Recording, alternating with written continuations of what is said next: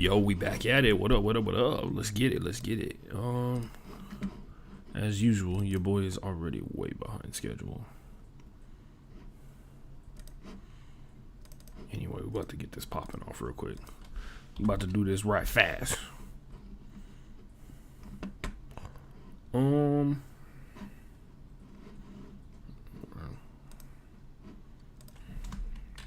I feel like everybody's just having like a great summer to start off already, but here I am. I'm having a good summer, but facts are, I had a rough week. I'm not even gonna lie to you, champ. But it's all good to me. Like on the real, it's all good. Can't even lie. Grateful to be here. Grateful to be frustrated about things that don't involve me having control over my body. Unlike all my a lot of my other friends of the female persuasion. So anyway, we still, we spend a lot of time on the show talking about the best and the worst that sports has to offer. Don't worry, baby. We could spend all day talking about the best and the worst that life has to offer, but we don't do that. We don't do that. Not yet, at least. Here we go. Here we go. You know what time it is. It is time for your boy to do the most daring thing that he does every single week. Opening Spreaker to record this podcast so it uploads to like all the different broadcast formats and everything. All right, cool. Wow, no adventure today. I love it. Shout out Spreaker for not being an ass today, bro. On the real. Broke Boy Sports. Broke Boy Sports. Podcast episode. Wow, man. 190. Episode 190.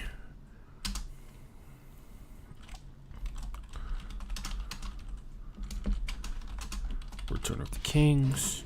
I don't think I named the episode on the live stream. Whatever. I need a good old handy dandy copy and paste real quick. Shout out to everybody who checks out the show while it's live. I really appreciate that. People who watch the show afterwards, I also appreciate that. Why is Westbrook trending? God damn it, motherfucker. Yo, they really gotta stop calling him that. By the way, so impressed with all the NFL players who have like come out and like NFL players. And by the way, I don't think I've expressed it on this podcast, and maybe I'll express it right now, but I can't stand it when people say I don't want to get political, and then they're talking about like a social issue. Like today, for instance, as we all probably are fully aware, today is Friday, June 24th, a dark day in American history, because now there is basically women are not, the federal protection of the right to women to have an abortion has been dismantled and taken away. And that was intentional. It's been something that's been they've been building. When I say they, I mean, of course, like conservatives / Republicans have been building towards it, and probably some Democrats as well. I'm sure there are plenty of people who think that they're like along this spectrum where,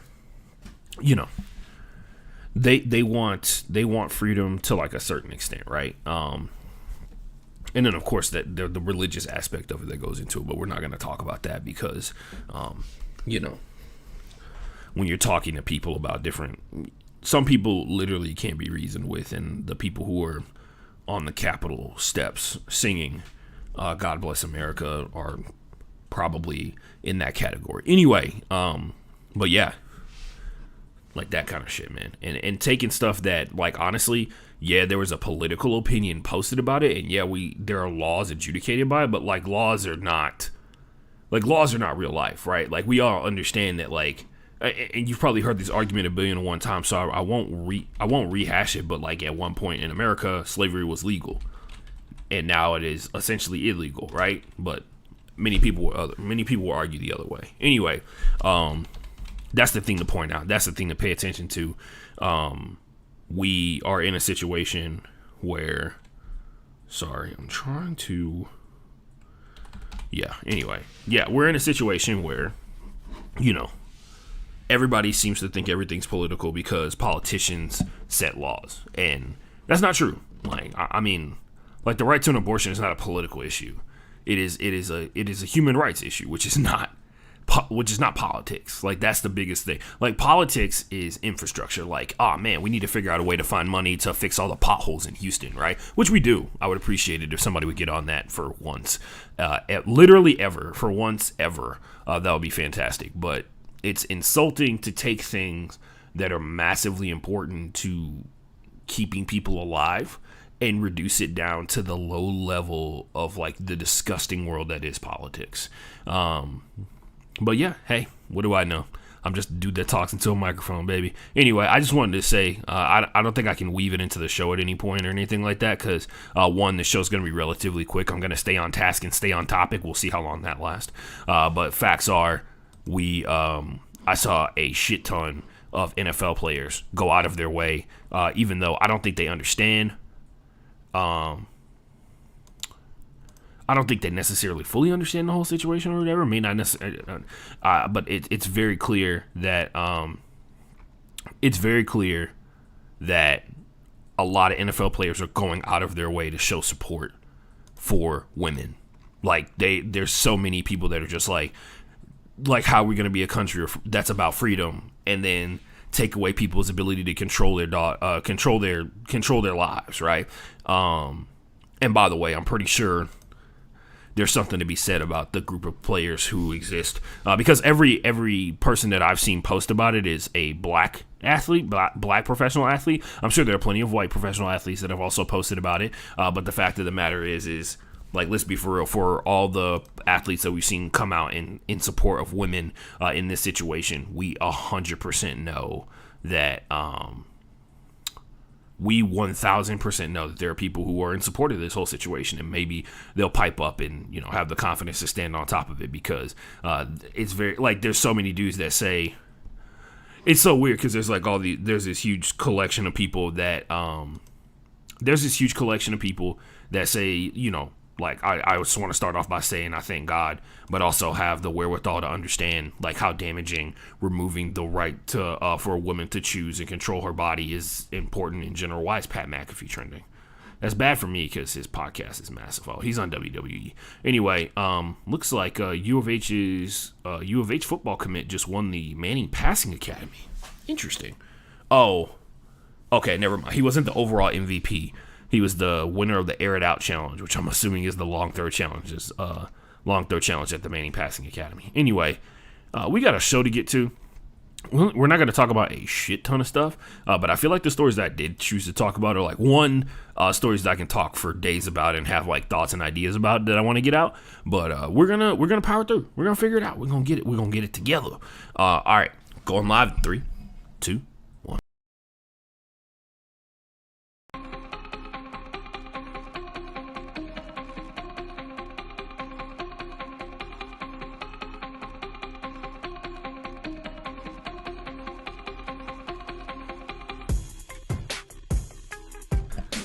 Ladies and gentlemen, boys and girls, and everybody else in between, I'm Ashton Gene Lewis. Welcome to the Broke Boy Sports Podcast, where we talk about the best and the worst that sports has to offer every single week. Shout out to all my brothers and sisters and my theys and thems that are having a very, very happy Pride Month. Shout out to you for being you.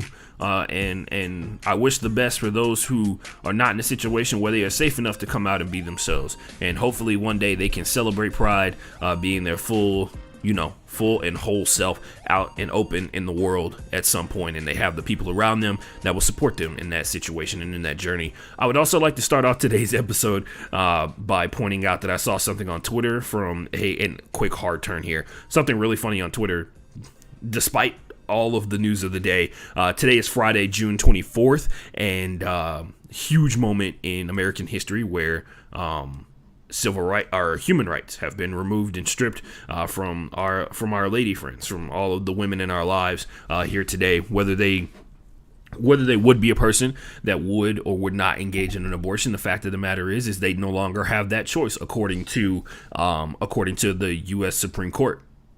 Like, it's an active choice to take that away, because at the end of the day, that's the one thing that's always perplexed the shit out of me, is the group of people who do not want to have an abortion or anything like that, but want to make it their life's mission to shame anybody who actually does, without actually knowing them as a person, without having the ability to help them in any way, shape, or form if they were to have that child. I started off the show talking about that really horrifying note, and then I transitioned to what I was actually talking about that happened on Twitter. I saw a post from, I guess this guy's an NFL reporter. Anyway, he asked his girlfriend to name a player from every team in the NFL, and then I subsequently instantaneously thought, oh, I know exactly what woman I want to do this in my life. And no, it's not my girlfriend. It is my friend Beth, one of my very good friends, Beth, and she's also in our fantasy football league. As a matter of fact, Beth is in our fantasy football league and made it to the championship semifinals and lost to your boy. By the way, I won 3 games the entirety of the fantasy football season. And then I won 3 straight playoff games to claim the championship, by the way. And Beth is the person that I beat in the semifinals to get to the finals. So, yeah, she is not necessarily like a massive football fan, despite what her excellent prowess of fantasy football has to say. She, not necessarily a person that watches every single game on the weekends or anything like that.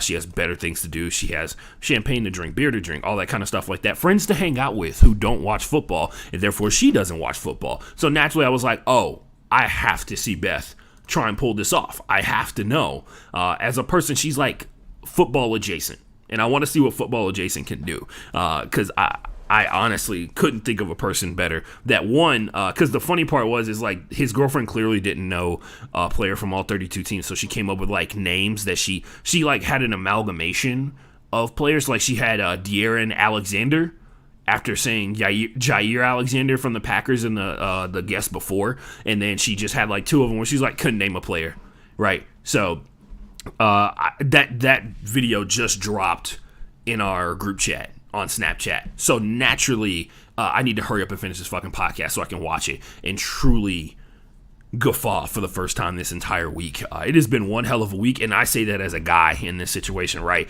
I had a lot of personal stuff going on. This week was assessment week. If you guys don't know, I'm a head coach of a Major League Quidditch team called the League City Legends, and it's the halfway point of the season. We are currently 0-6. As a matter of fact, the team we lost to last weekend won their first series in the history of the league ever, and the league started in 2017. So, and that was on my watch. So obviously, as a head coach, I blame myself in pretty much every aspect possible, despite all the people and all the adults in my life that are telling me I should not be blaming myself.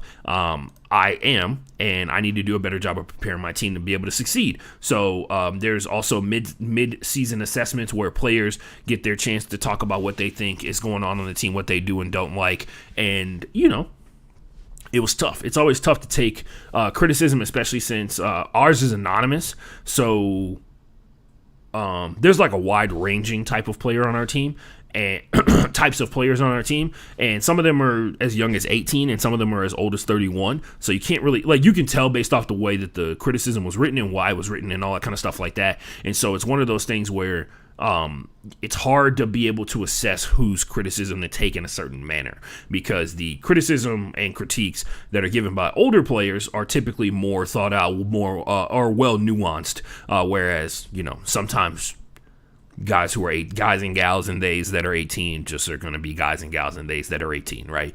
They're not going to necessarily have like people that present problems but don't present solutions, which, by the way, I'm a head coach. I'm supposed to come up with the solutions, but it was tough. Got a lot of,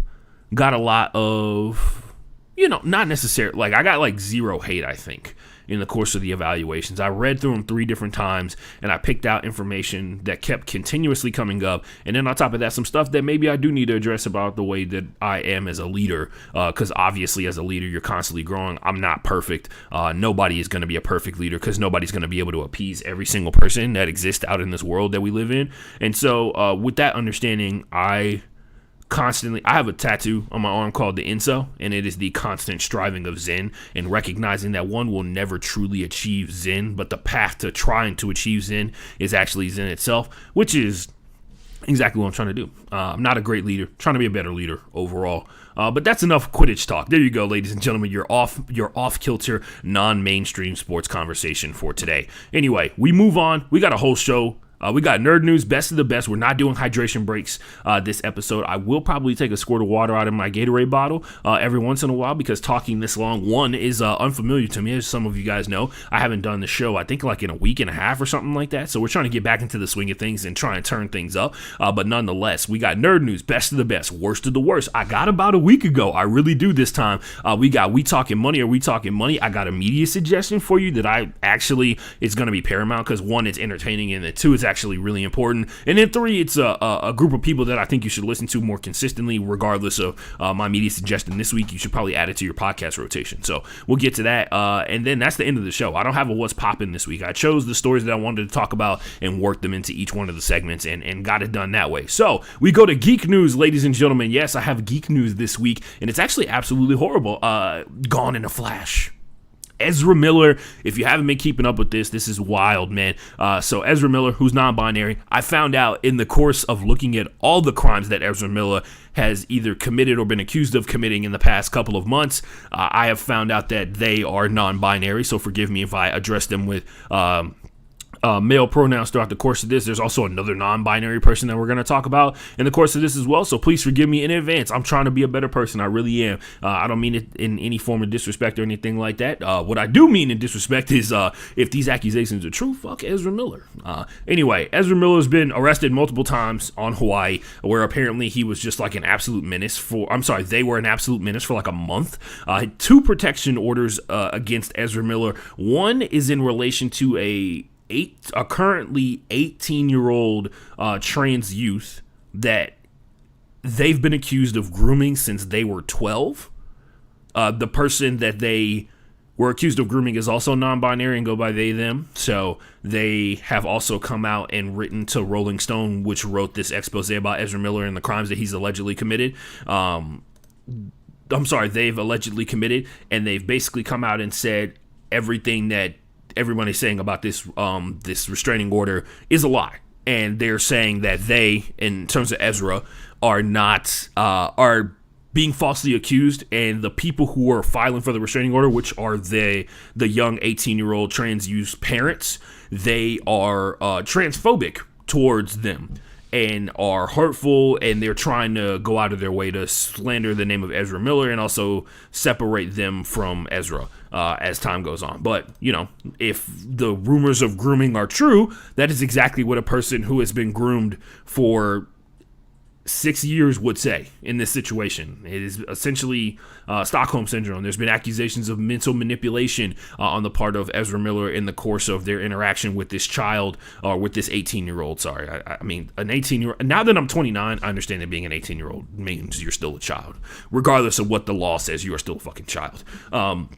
Now, a report has emerged that Ezra is housing a mom and her 3 children at their 96-acre farm in Vermont. This farm is apparently also being used for Ezra's marijuana company that they're working on as well. They're growing marijuana at this farm, and there's also reports of guns at the house, which is fine if they were properly stored, because allegedly they're not being properly stored. They're just out in the open. There's some video footage that was observed by a media outlet that says that the guns are like laying next to a pile of stuffed animals in one case. And there was also an incident where one of the 1-year-old children was able to get a loose bullet and put it in their mouth at some point. It was not in a gun. It was just like a bullet laying around and they put it in their mouth kind of deal, because that's what children do, right? But, usually not with bullets. So the kind of paint that picture of it being a completely unsafe environment. Also, the consistent marijuana use and the concern for what that does have an effect on, the effect that does have on young children. These are all accusations from the father of these 3 children, and I guess the former partner of the mother in this case. But I will point this out. CPS in Vermont went to the farm and checked it out and said that the kids are okay. I would point out that there is a way where the guns can be openly displayed or like all over the place, and marijuana could be smoked consistently inside the house, and the children can still be taking baths on a regular basis, eating food on a regular basis, and also being well looked after as well. All those things can be true at the same time. I just want to point that out. But yeah, that is the latest accusation that Ezra Miller has been found themselves under. I would also like to point out, if you're wondering who Ezra Miller is, they are the actor that portrays the Flash in the DC universe. So they have a standalone movie coming up pretty soon here, and it is supposed to be of course, about the character of the Flash, and Ezra Miller is supposed to be the main star. That, I would imagine, is up for debate now. I would imagine that there's somebody having a conversation about, like, hey, maybe, just maybe, we don't do this, There's been, like I said, Ezra's been arrested twice, and they have also been posting some very cryptic messages on Instagram. One of them was a threat to the North Carolina Ku Klux Klan, saying that if they want to kill themselves, they should use their own guns. But if they keep doing what they're doing, and they put in parentheses, they know what they're doing, they're going to find themselves, I guess, in a gunfight with Ezra Miller, which, once again, not a safe environment for children, obviously. But yeah, that was just like posted on Ezra Miller's Instagram, where like millions of people can see it, and along with some other cryptic things as well. Of course, naturally, you go to the guise of, not the guys, but like you go to the assumption that Ezra is clearly unwell or living a very dangerous life, or possibly, more than likely, a combination of both. But yeah, that's geek news this week. Ezra Miller gone in a flash, because I have a strange feeling that you know what? I take that back. There's a lot of people who've done a lot of fucked up shit that still make plenty of money making movies. Whether they be good people or bad people is up for debate. All that kind of stuff like that. Anyway, let's talk about a more heartwarming story. Let's move on to best of the best. This is the best story that I saw in sports the last couple of weeks since I've been out. And it is about a young man who I've been watching play basketball for quite some time. And last night was a magical night for him. So, moving on. The champ is here. MarJon Beauchamp. By the way, MarJon Beauchamp, to be more precise, he is a young man who is from Yakima, Washington. Yeah, Yakima, which sounds like Yiddish to a certain degree. Shout out to our Jewish brothers and sisters out there. But MarJon Beauchamp was drafted 24th overall by the Milwaukee Bucks last night. Now, on its face, that seems like an amazing story to be drafted at all in any shape or form into the NBA, let alone the money that comes along with it, but the recognition that you are one of the best, or people think you are going to become, or are currently one of the best basketball players on the face of the planet that's of draftable age, right? And that's a massive, massive deal for him. I would say it's even more impressive. Not only is he going to a team that is stable within the NBA, has a superstar, arguably the best basketball player on the planet given any day in the NBA, right? Combine that with great coaching, a lot of other great role players, and he's not going to be asked to go out there and shoot the moon or literally break Mars in half every single time he steps onto the court. He went to 5 different high schools. 2 of them were coached by Brandon Roy. Yes, that Brandon Roy, the Portland Trailblazers, who had to cut his career short because of degenerative knee disease kind of deal. He was the head coach of a school in the Washington area, and then moved to another school. They won back-to-back state championships there. MarJon would move on to 2 more schools, and then a 5th Christian Academy school to finish his senior year kind of deal. He would go on. He would also have great success at almost all of these stops except the first one, where he was kind of like a bench warmer, where he was, I would say he's a bench warmer in that situation because he was also playing on a basketball team in high school that had 2 other future NBA players, one of them being Michael Porter Jr. No big deal, anything like that. He won 2 state titles, like I said, former teammates with Michael Porter Jr.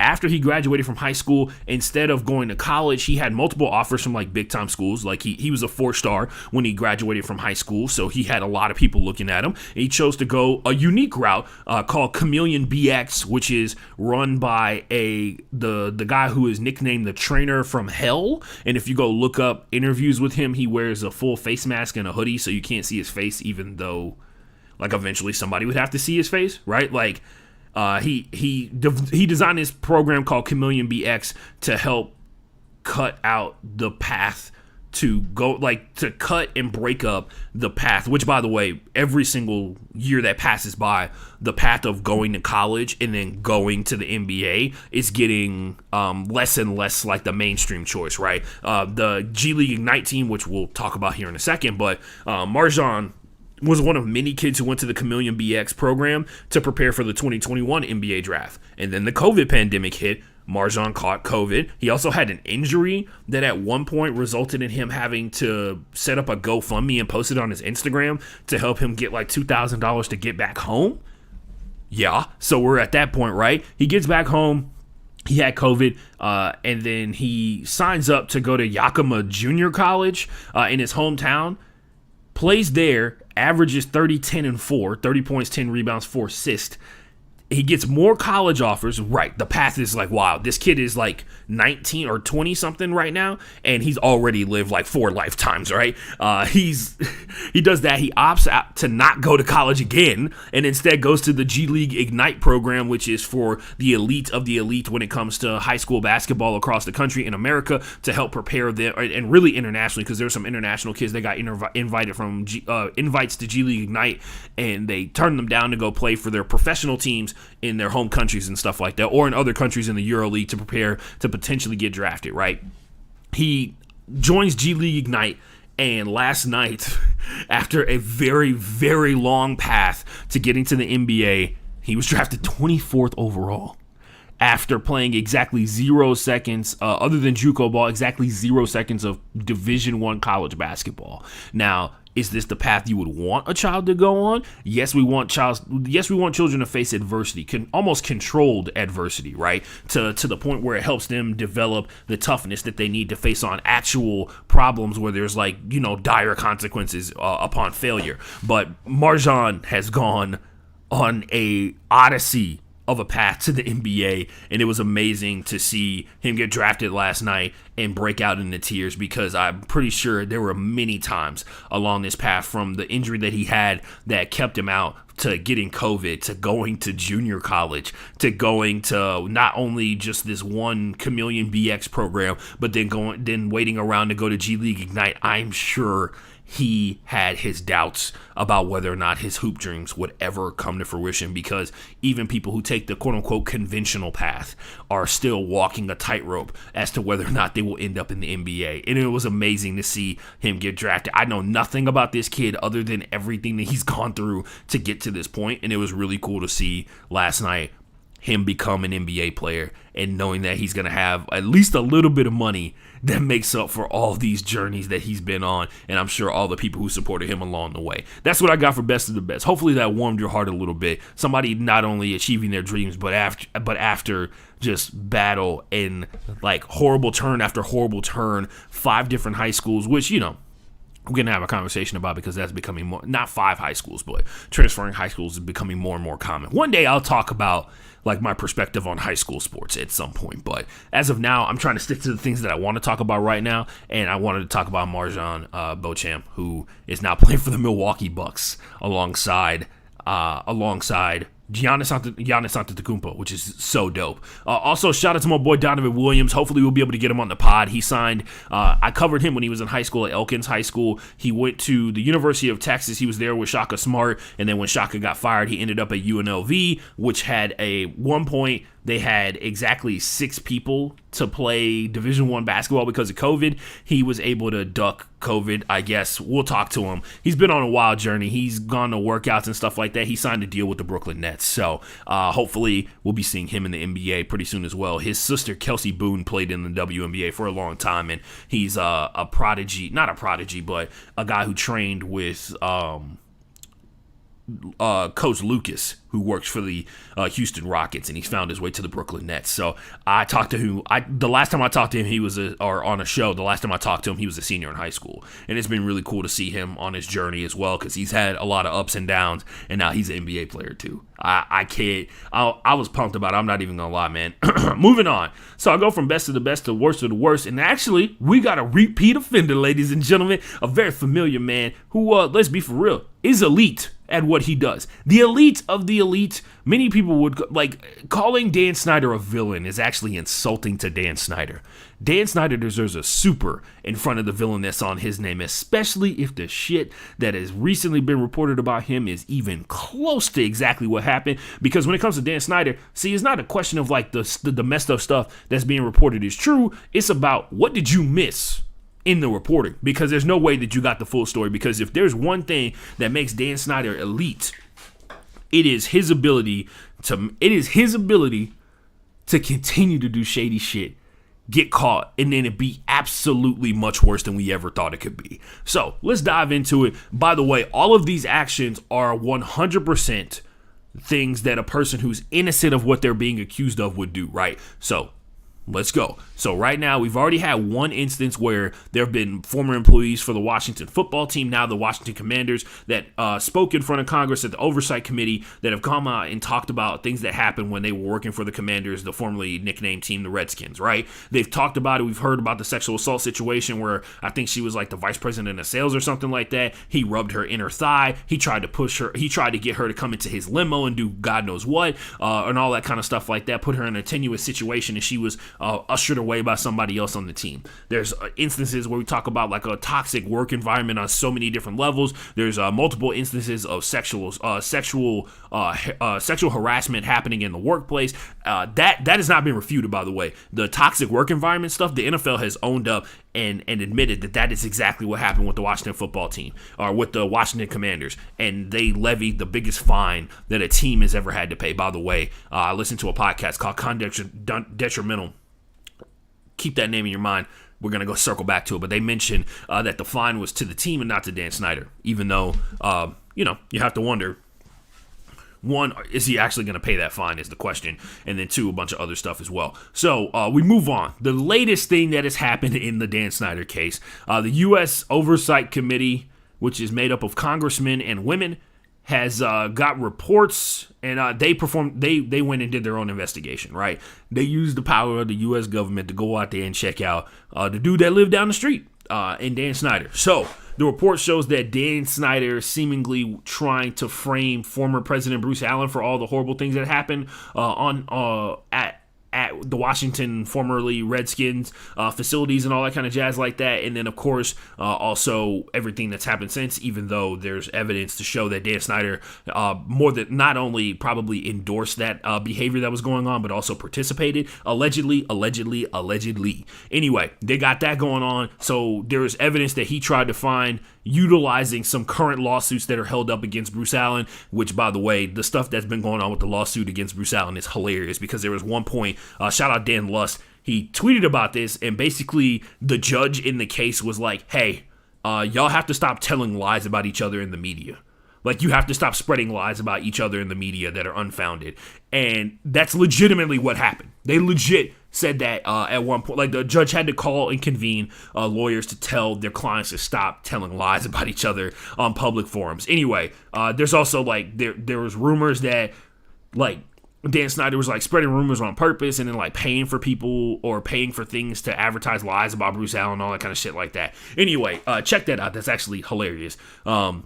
But nonetheless, Bruce Allen, Dan Snyder, they're not cool with each other. Currently a lawsuit going on. Apparently Dan Snyder used the ability to subpoena information from Bruce Allen because they're currently suing him, and I'm guessing they can use that in discovery to verify that their lawsuit is well-founded. And so he's using that information that he gets in discovery, or in the process of, like, requesting documents or requesting information or requesting exchanges of conversation, I'm sure, at some point, and using that as a logical reasoning for why, using that as an excuse to dig up dirt on Bruce Allen, because if it wasn't for the subpoena, Bruce Allen probably wouldn't be revealing that information, right? And so he's using the information that he's gained from this other lawsuit to try and use it to build a case against Bruce Allen to the NFL and, of course, to the U.S. Oversight Committee to get the heat off of him.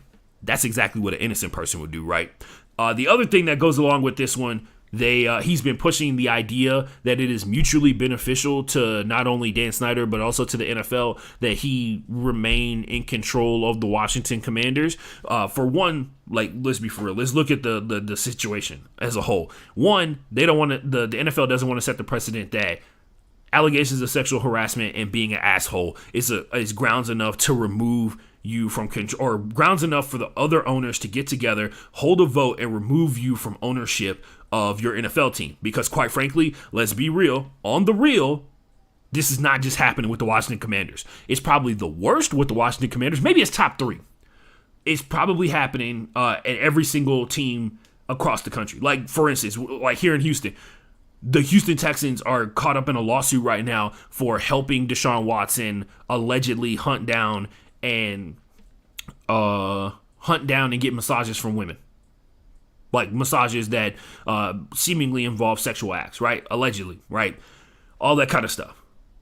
Like, that's probably not the only thing. I'm sorry to break it to you. It's not just the Texans. It's not just the Washington Commanders. It's not just the Dallas Cowboys, because they just had that situation where they had to fire one of their high-ranking C-suite executives for like videotaping or allegedly video, or they didn't have to fire him. Basically, he retired, and now there's allegations coming out that he had the whole situation where he allegedly recorded the Dallas Cowboys cheerleaders in the locker room while they were changing. And then on top of that, also the person who was watching the NFL draft saw this guy like upskirting Jerry Jones's daughter, and Jerry Jones had to come out and say that wasn't the case, right? Like, this isn't the only time that these things are happening, and these are the only times that we know about, which means it's probably much worse. Just like we talked about the Deshaun Watson situation, right? Like, there's 66 people who, like the 66 masseuses, there have been 24 people who have come out and said that there was some form of sexual harassment or sexual misconduct in the course of their massages. There are probably far more. Mainly because there have been other articles written where they talked to women who said that they did not feel like they were sexually coerced or sexually harassed by Deshaun Watson, which means that there are probably way more women that he got massages from, especially since he won't confirm the number. Anyway, they don't want to set the precedent that being an asshole and being a bad person is grounds enough to remove your ownership of your NFL franchise, which is like Money in the Bank, by the way. Terrible, the worst NFL franchise finishes in the black every year by a lot, right? And that's not even including the money that you make from the facilities that the NFL team plays in, right? Because we talked about how the Washington football team was at one point accused of financial malfeasance by intentionally trying to deceive the other owners about how much money was being made on game day, in kind of laundering. I love a good money laundering scheme, but also cooking the books in the sense of moving revenue generated on game day and saying that it was connected to college football games that were held inside the Washington football stadium for FedEx Field and all that kind of stuff like that, or saying it was connected to concerts that were held inside the facilities as well. So that's not brand new. It's not even creative. Let's be for real. That's the precedent that goes along with that, right? They don't want to set that precedent of being a bad person is grounds enough to get you kicked out of ownership of your NFL team, which, is when you're a billionaire or when you're a millionaire in some of the cases. For instance, then there's a billionaire joining the NFL franchise. The Waltons have gained the family that founded Walmart, the heir of the Walton estate, I guess you can say, is now in the process of becoming the owner of the Denver Broncos, right? Like, they don't want being a dick to be being a negative in terms of like your ability to run a business. Which, hey, if that doesn't sound like the most NFL thing of all time, you haven't been paying attention. It's also come to light that Dan Snyder has been investigating using PIs, private investigators, to track down information on the witnesses of some of the instances that were talked about in the Oversight Committee. Also, to talk about the lawyers and the reporters that are reporting information about the Washington Commanders' toxic work environment, which is hilarious to think about, because that's for sure what a person who hasn't done anything is doing, right? Like, that, if you've done nothing, you're definitely hiring PIs to find dirt on people, which, guess what, guys? We're not in preschool. They're finding information. He's looking for information on people who are connected to the cases and the accusations around him, to threaten them with them, to get them to be quiet. Like the mob used to do back in the day. One step away from breaking kneecaps sounds like what Dan Snyder's doing. Anyway, I maintain my consistent and fervent belief and saying on this show, if you see Dan Snyder in the streets, tell him I'm looking for him. Anyway, about a week ago, ladies and gentlemen, this is a bad one. Last week, I called Celtics in 7. This week, the Golden State Warriors cemented themselves as an all-time legendary dynasty in the history of the NBA, and did it all through the draft, which is the wild part about it. Klay Thompson, Steph Curry, Draymond Green, Jordan Poole, a flurry of other players that they Kevon Looney, right? Like a huge stack of, and then of course the forgotten Splash Brother as well. He who shall not be named. Anyway, what else can we say other than we're witnessing greatness? We're still in it, by the way. I feel like a lot of people were just like, man, it took a lot out of them to go out there and win that stuff. And I was like, Draymond Green literally had like a nerve injury to his leg, and that was more than likely a big part of why he struggled to shoot consistently in the NBA Finals. But he eventually figured it out in the key situations. Tell me if you've heard that story before. Draymond Green put together a great defensive performance and then found a way to score a couple of buckets to help supplement the scoring from Steph Curry, who dropped 40 points multiple times throughout the course of the NBA playoffs, who went out there and looked like what we all know him to be, the greatest shooter in the history of the NBA, without question. Klay Thompson, despite his inability and struggles on offense, even though when he drove to the rack, he looked good. The shooting was a little bit of a struggle sometimes, but on top of that, most of it was like his defensive presence was killing the Celtics, like legit murdering the Celtics. Cannot emphasize enough, Game 6 was insane to watch because you watched the Golden State Warriors effectively break one of the best basketball players on the planet in Jason Tatum. You saw the Celtics revert back to the style of basketball that won them games before Ime Udoka got there, and it was the style of basketball that he explicitly tried to get out of the program to stop them from doing it on a regular basis. And they went back to it when things got tough because they were tired. They were dead dog tired. They had the tougher path to the NBA Finals. Facts, without question. They played far better teams than the Warriors did to get to the NBA Finals, but that doesn't take away from the fact that, it's the NBA Finals. You get there, you got to go out there and you got to win those games, man.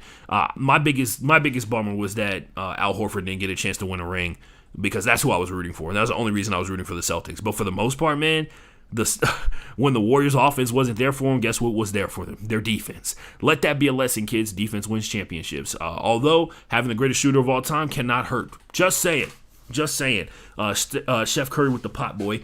Yeah, man, it was astounding to watch it happen in real time because, like I said, you saw the life get sucked out of the Celtics, and the Warriors somehow, although they were like chunking threes late in the third quarter for Game 6, found a way to make an entire team of NBA basketball players look like they've never dribbled a basketball in their entire lives. The Celtics couldn't string together 3 dribbles, let alone 3 passes. And that is a direct product of next level championship pedigree, man. Next level championship mentality, championship DNA, because when things got the absolute toughest, they played their absolute best. And I don't know what it takes to get there. I'm trying to find that out myself, man. Like, I know Quidditch is nowhere near the level of importance or significance to a lot of people who listen to this show or who watch other sports and stuff like that. But, like, at the same time, like, playing clutch in sports and being clutch in sports is not how do I phrase this? Like, it's something that happens at all levels, man. Like, you got to figure out how to win. And I honestly would love to figure out the mentality it takes to tap into that, man, because, as much as people talk about the Mamba mentality, clearly Steph has got something else going on, right? Like, clearly Steph can go to like a whole nother level mentally. Klay Thompson goes to a whole nother level mentally. Draymond Green. Andrew Wiggins, by the way, showing up huge throughout the course of the playoffs and throughout the course of the regular season as well, man. It turns out all he needed to do was be the fourth fiddle on a team, and he would be in his ultimate form. So I'm sure they're trying to get A. Wiggins back as soon as possible. If you have not checked out the championship parade videos, do yourself a favor and do it. There is a compilation of Klay Thompson just being an absolute menace. Also, there's a video of Jordan Poole hollering at a hot chick, and I was like, always stay playing. The game never stops, young man. The game never stops. I respect it. But anyway, That's all I got for last week and this week for about a week ago, a segment where we talk about how quickly stories change in a short amount of time. So, yeah. Anyway, moving on to our next segment. We talking money or we talking money? It's a segment where we talk about, money. Anyway, today's price, untold riches. Untold riches for We Talking Money or We Talking Money. If you haven't heard, which I guess means you literally live under a rock, Arch Manning, the son of Cooper Manning, who is the brother of Peyton and Eli Manning, who are the sons of Arch Manning, which would make Arch Manning, Archie Manning. Arch Manning would eventually become, if he makes his way to the NFL, which it's almost like a done deal, right? Has there ever been like an absolute slam dunk of a guy who's getting drafted? Arch Manning would be a third generation NFL player, which puts him in rarefied air. But we are seeing that more and more frequently as time goes on. Anyway, today's We Talking Money or We Talking Money is untold riches because Arch Manning has committed to the University of Texas to wear that burnt orange, baby. Now the real test begins. Can the Longhorns keep him? Can they make sure? Because guess what? If you really about it like that, stop talking to Arch Manning just because he put out a tweet with a graphic with the Longhorn uniform on, baby. We just getting started. I'm not saying that we're in phase 1 of the game. We're like in phase 7, but it's only 10 phases in the game, which means that we're kind of close to the end, but we nowhere near it. Anyway, I'm sure there's tons of teams that are still chunking money at him, especially considering more than likely that team chunking money at him is the University of Texas, and I'm sure that there have been multiple meetings by the committees that are in coalitions. The conglomerates that are existing on the campuses now to control the massive, basically the CPAC funds that politicians have. They've equated that same concept to NIL deals for college athletes, and I can only assume that Arch Manning has been the topic of conversation pretty much to start and end every single one of those meetings, because they are probably trying to figure out how to set this salary cap up so that young man, basically, like, if Arch Manning came up to them and was like, I don't want to walk around campus. I want people to put me on a chariot, and I want human beings to pull the chariot around campus. They're going to figure out how to do it. Anyway, like I said, we talking money or we talking money because Arch Manning not only has signed up with one of the biggest programs in all of college football that consistently, up until a couple of years ago, had found itself as a perennial title contender. They are moving on to the SEC at some point here coming up because they're waiting on their TV deal to run out. Then they'll eventually become a member of the SEC along with Oklahoma, and they'll be a part of what we can only consider a super league, right? In a lot of senses, the most prominent college football division in all, most prominent college football conference in all of college football. Combine that with the fact that Texas is down right now, which I make the argument that going to a big time name brand, real top tier name brand school like this, when they're down and being the guy that brings them back out of the abyss is far more valuable than what Bryce Young is doing with Alabama, right? Like continuing to make Alabama an elite program while also probably being the best quarterback that's been at Alabama in the last 10 years, right? Maybe even 20, 15 years, right? That is, one, a lot to put on an 18-year-old's shoulders, especially an 18-year-old who is in private school right now and is about to go to one of the biggest party schools on the planet that makes the most money on the planet, that has a lot of temptations. And he's going to basically be damn near close, if not at the same level of an NFL quarterback in terms of pressure week in and week out. Now, whether or not Arch Manning's commitment to University of Texas inspires other recruits to come along, I would imagine in a lot of ways it is going to do that. It still is yet to be seen yet. We'll see how this all shakes out, but the most important part is the battle is not over. As a guy who used to cover high school sports, I can tell you, as a person who has seen literally the night before signing day, I was at a basketball game at Ridgepoint High School, and there was a guy who had been committed to the University of Maryland, which is where his dad went. His dad won a Super Bowl with the Tampa Bay Buccaneers, and Tony Dungy a couple years back. He was going to Maryland. He was like a fullback for him or something like that. He was going to Maryland because that's where his dad went. And on the night I'm calling a high school basketball game, he's standing in the crowd.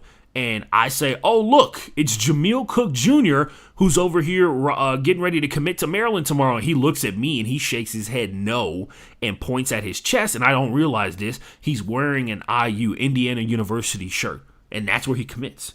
And I get it. That's like a Maryland to Indiana commit kind of deal. But at the same time, like, this stuff is like real. It's even more real than it's been in years past, because now there's millions, if not billions of dollars on the line with every single recruiting class that comes in. Texas A&M currently has the greatest recruiting class of all time, according to multiple scouting websites and everything like that. That's not a joke. That's game-changing type stuff.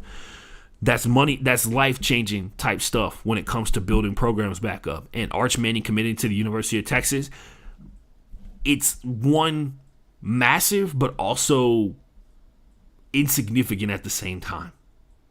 And I can't wait to see what happens, because I love me some drama, and I can't imagine how, they got to be shitting themselves, right? Like, they did the thing, and then immediately you start counting the days down until he has to be on campus, right? Especially with the shit that his uncle pulled. Anyway, the countdown is on. Like legitimately, the countdown is on to Arch Manning getting on campus at Austin, Texas, because that is now got to be the forefront question on every single booster, every single coach's mind, as to whether or not he's going to be here. Because material changes, things happen, especially considering he's got massive influences in his ear at all times. He's also got a ton of people who want to put him in the best position to succeed as possible, and will not settle for anything less than the absolute best. Anyway, moving on. Media suggestion. Remember, I told you to pay attention. I told you to remember the name Conduct Detrimental. And above you right here, that's what the name of this podcast I'm about to talk about is. It's hosted by Dan Luss. Some of you guys have seen him on the Rich Eisen show. I'm lucky enough to follow. I follow him on Twitter. He follows me back. I've had a couple of conversations with Dan. He's been very kind to me in terms of having a conversation with me about like lawyer stuff. He wanted to remain quiet about the whole Deshaun Watson situation. I've been consistent listening to his podcast. They just had a massive episode on June 23rd. So if you're listening to this on June 24th, it happened Thursday, or if you're listening to this later, the episode June 23rd, 2022, it has Megan Imbert, who is a former Washington football team Commanders employee who also became a reporter and found out, I think through the the Wall Street Journal or Washington Post story that came out very recently, that Dan Snyder's been investigating her life, and she talks about that and what it was like being an employee there, what the investigation that has been done by the oversight committee has looked like, things that have happened prior to that, and all the information you could possibly ever want to know. It's an hour-long episode, and they start off by talking about what they project to be happening with the Deshaun Watson cases, because 20 out of the 24 lawsuits have been settled.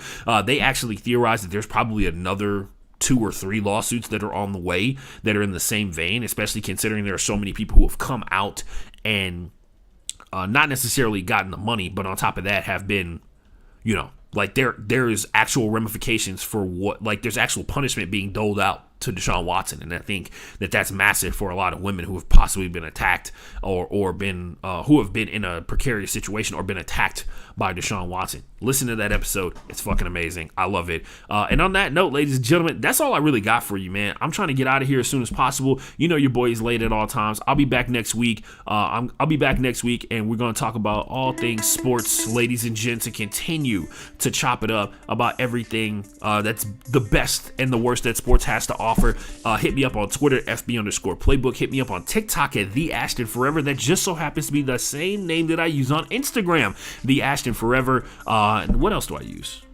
I guess you can find me on Discord, but if I don't know you, I probably won't add you. Anyway, we'll come back as usual. The constant trek to get guests on the show, ladies and gentlemen. We almost out of here. A couple more seconds, and I just wanted to say I appreciate everybody who tunes into the show, even though it is sporadic. Let me know what you think about all the stories we talked about today on either Twitter or Facebook, Twitter, Instagram, or my other Twitter, which is at the Ashton J. Follow the podcast at Broke Boy Pod if you want to just see when the episodes go live constantly. Set notifications for that. Also, check me out on YouTube and on Twitch. There's only one thing left to say. Go home, Roger.